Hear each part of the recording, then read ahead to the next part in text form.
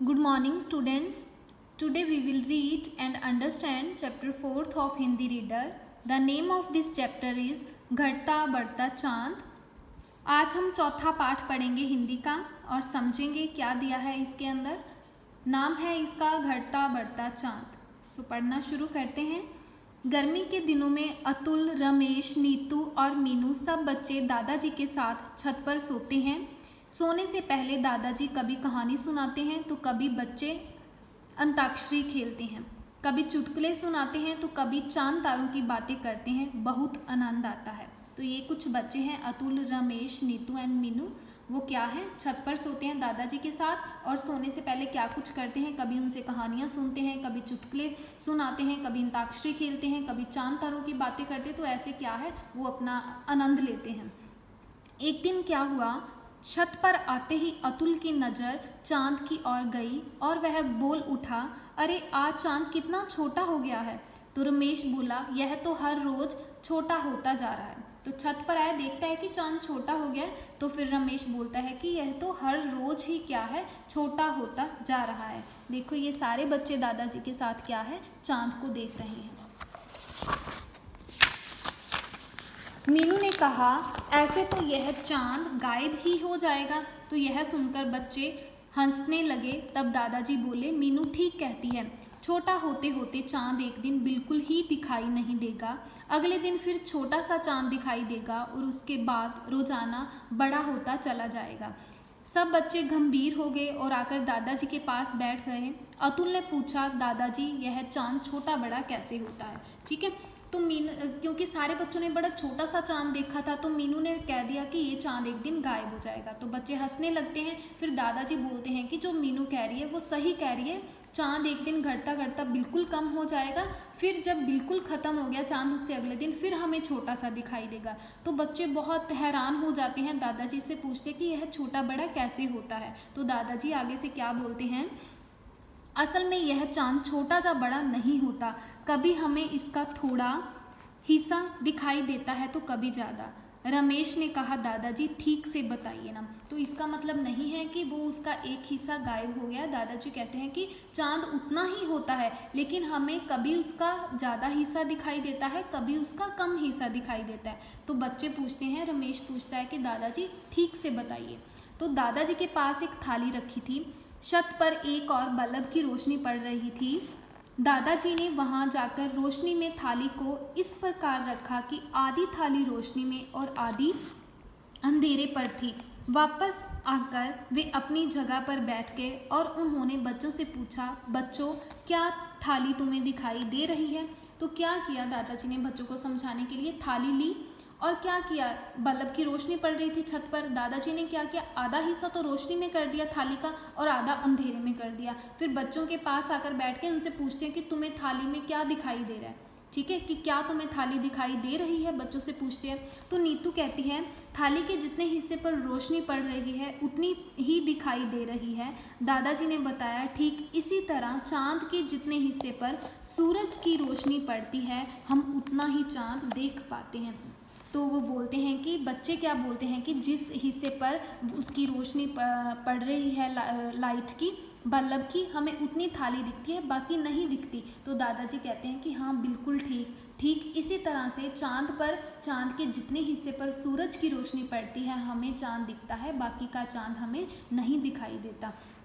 अतुल पूछता है, सूरज की रोशनी, क्या यह चांदनी चांद की अपनी रोशनी नहीं है.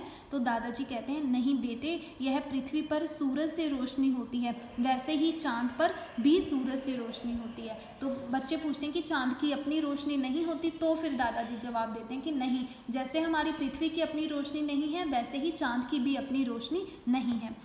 कुछ देर सब चुप रहे. फिर अतुल बोला, दादाजी आप हमें विस्तार से बताइए. दादाजी कहते हैं, बच्चों तुम तो जानते ही हो कि पृथ्वी सूरज के चारों ओर घूमती है, इसी प्रकार चांद पृथ्वी के चारों ओर घूमता है. अच्छा बताओ, पृथ्वी कितने समय में सूरज का चक्कर पूरा करती है. हमें पता है बच्चों, आपको भी पता होना चाहिए कि जो पृथ्वी है वो सूरज के चारों ओर घूमती है और जो चांद है वो पृथ्वी के चारों ओर घूमता है। ठीक है, फिर दादाजी पूछते हैं कि अच्छा बच्चों मुझे ये बताओ, जो पृथ्वी है वो सूरज का कितने दिनों में चक्कर पूरा करती है?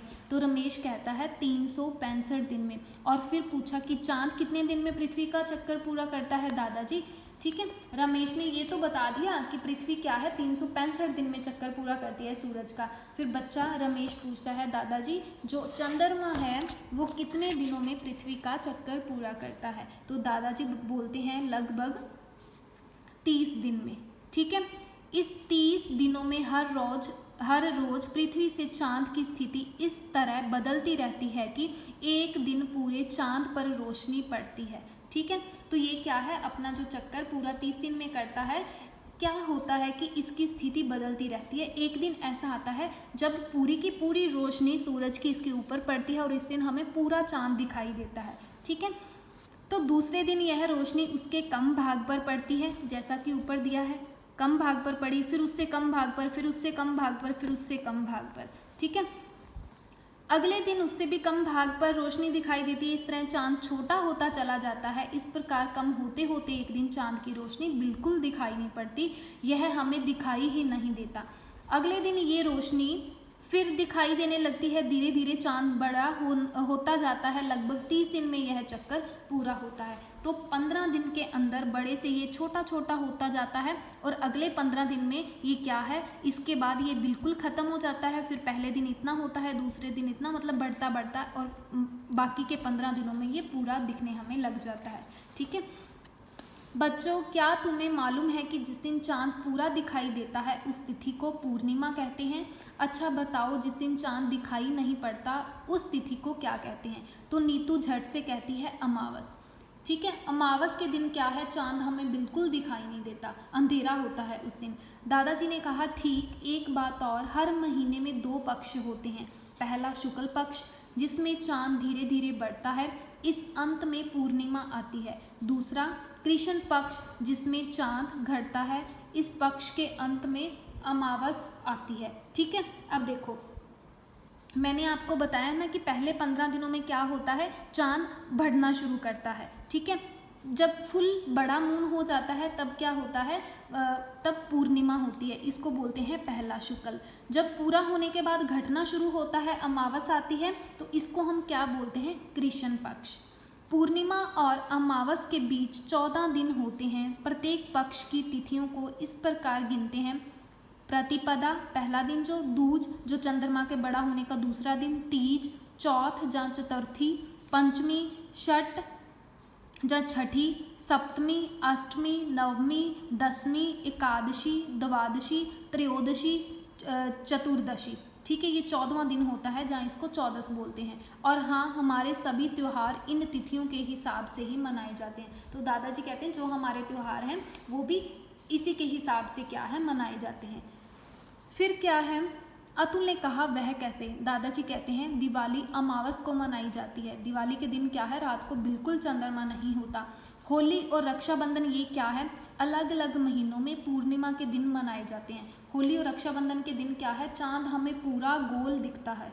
ठीक है, कई त्योहारों के नामों से ही पता चल जाता है कि यह त्यौहार चांद की कौन सी तिथि को पड़ता है, जैसे भैया दूज, रामनवमी मतलब 9वें दिन आदि।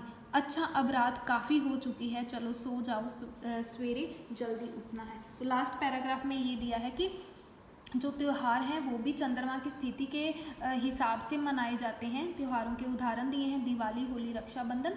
तो ये कह के दादाजी कहते हैं कि बहुत ज़्यादा अब रात काफ़ी हो चुकी है, सो जाओ, सवेरे जल्दी उठना है। तो ये था हमारा 4th चैप्टर, कंप्लीट हो चुका है।